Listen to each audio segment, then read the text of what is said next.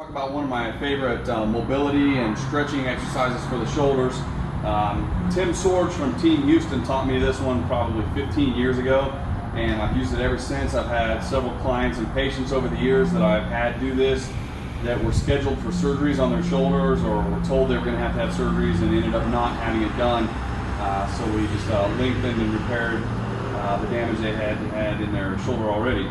Okay, so what Nancy's going to do is she's going to reach up and grab a hold of an overhead bar. Now, she's shorter, so I have a box set down here. Okay, so you don't want to just be dangling from the bar. You want to have enough control that you use your lower body to control your stretch here. And what she's going to do is she's just going to turn 180 degrees. Okay, keeping a hold of the bar here. And now she's going to lower her body weight down with her legs. Yep, her back, the leg on the same side goes back, so now we're getting a stretch through the lat and the psoas here. Okay, you just hold that for 1 to 2 seconds, come back up, and now she's going to rotate 360 degrees to go completely opposite direction. Okay, and again, the arm that's up is the leg that goes back. Okay, and so you should feel the stretch in a little bit different area here. Okay, and again, you just hold this for a brief pause. All right, go ahead and come back up. And typically what I have patients or clients do is do 6 times each direction, holding again for 1 to 2 seconds.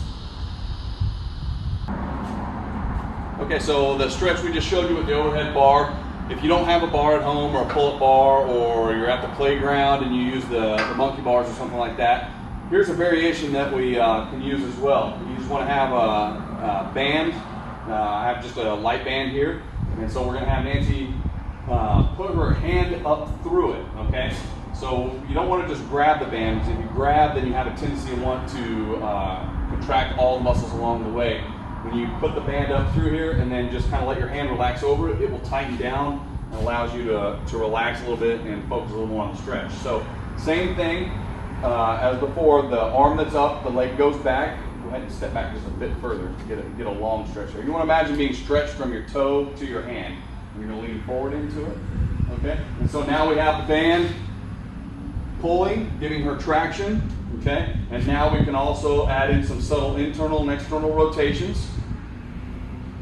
So if you, when you're doing this, you feel where your limitations on mobility are at, then you can emphasize that particular aspect a little bit better.